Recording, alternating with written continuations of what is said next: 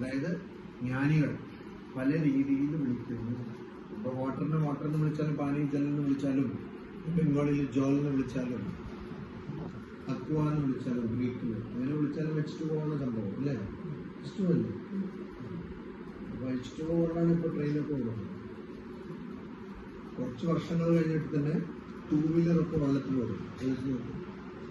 ഇപ്പോൾ കുറച്ച് വർഷങ്ങളെ എടുക്കുള്ളൂ, കൂടുതൽ വർഷങ്ങളല്ല, ഒരു 3-4 വർഷത്തിൽ. രാമരസം